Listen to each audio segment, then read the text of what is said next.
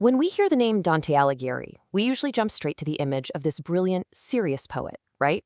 The guy guiding us through the terrifying depths of the inferno and all the way up to the heights of paradise.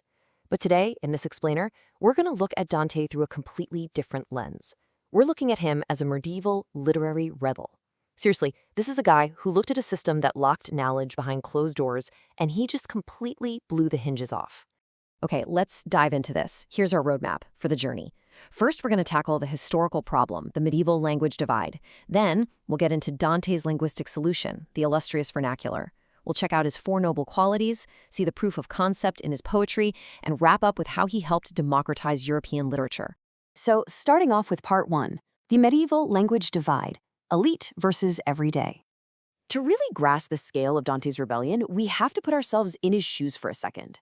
Imagine medieval Italy. It wasn't this one beautifully unified country that we know today. It was a completely fragmented mess of city-states. A guy in Florence, a merchant in Venice, and a farmer in Sicily were all speaking entirely different regional dialects. They could barely understand each other. But hovering above all that chaos was this impenetrable, massive glass ceiling. And that ceiling was Latin. Latin was literally the language of power, strictly reserved for scholars, priests, and lawyers. Think of it like incredibly dense legal jargon or complex computer code today. If you didn't know it, you were totally locked out of the room. Meanwhile, the vernacular, the everyday language, that was the mother tongue of the streets. It's what ordinary people used around the dinner table, the language of raw, immediate human emotion. But the absolute consensus among the elite was that serious, profound that could only happen in Latin. The vernacular was just dismissed as street talk for the uneducated masses. Well, Dante fundamentally disagreed with this intense elitism.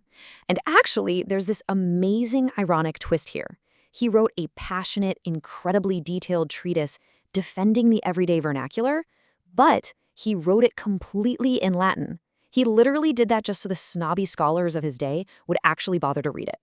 His core argument was absolutely profound. He pointed out that the vernacular is the natural language we absorb from childhood, whereas Latin is just an artificial acquired tool. Dante's point was simple. Because we laugh, we cry, we get angry, and we fall in love in our mother tongue, it is naturally the best, most authentic vehicle for the human soul. And that brings us to Section 2, the Illustrious Vernacular, Dante's ideal solution. Now, what's really interesting about this is that Dante wasn't just saying, hey, let's write in whatever street slang we happen to speak. He knew that wouldn't work. Instead, he proposed something he called the Illustrious Vernacular. He essentially wanted to play the role of a linguistic curator. His goal was to go around and select the most beautiful vocabulary, the most elegant phrasing from across all of Italy's regions, Tuscan, Venetian, Sicilian, Lombard, and weave them together. It was like creating a refined best-of compilation. He wanted a language born directly from the people, but elevated enough to culturally unite the entire Italian peninsula. And his ambitions for this curated language were just massive. Before Dante, the idea that you could sit down and write serious political theory or deep spiritual philosophy in anything other than Latin was thought to be, well, completely absurd. No way, right? But Dante fiercely believed his new elevated vernacular could handle the absolute highest subjects imaginable. We're talking heroism, love, virtue, religion, philosophy, politics, the whole shebang. He was essentially arguing that his vernacular could do all the heavy lifting of Latin, but it would retain the raw, emotional punch of a mother tongue. Let's move to Section 3, 4 Noble Qualities, Building the Perfect Language. Dante didn't just toss out a vague, nice-sounding theory and call it a day. He established a rigorous set of criteria for this ideal language. So the crucial point is, he demanded 4 specific qualities. First, it had to be illustrious, meaning distinguished, noble, shedding all that roughness of pure street talk. Second, it had to be cardinal. Think of this like a hinge or a guiding standard that all the other local dialects could measure themselves against. Third, it needed to be royal, dignified enough to be spoken in the highest courts, literally fit for kings. And finally, courtly, possessing a true, refined elegance. By setting these strict rules, Dante was ensuring the vernacular wouldn't just be common, it would be breathtakingly beautiful and totally suitable for serious, lasting art. Which takes us to Section 4, Proof in the Poetry, the Divine Comedy. Of course, it's one thing to write a theory, right? Execution is a whole different ballgame. Dante knew he had to put his money where his mouth was. And the results? The ultimate proof of concepts, the Divine Comedy. He wrote this absolute masterpiece entirely in the enriched Tuscan vernacular.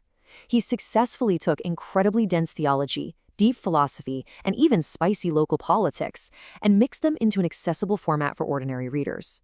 He used the language of the people to express divine love, justice, morality, and the epic journey of the human soul. He proved beyond a shadow of a doubt that a native language could absolutely go toe-to-toe with the artistic excellence and intellectual depth of Latin.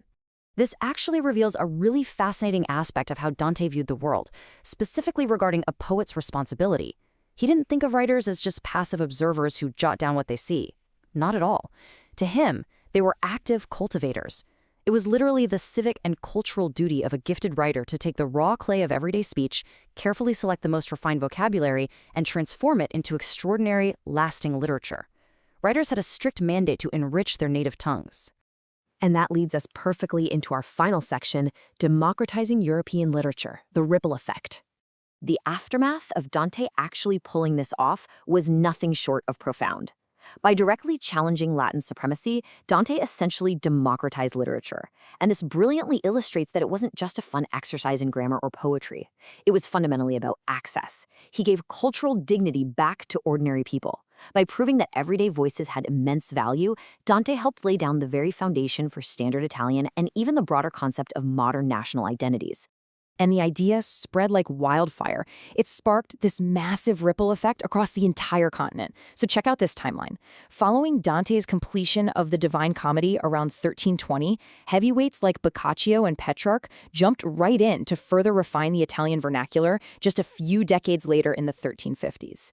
And then, by the 1390s, the concept jumped borders completely.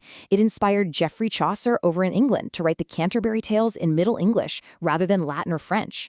This total explosion of native language literature was directly inspired by the trail Dante blazed.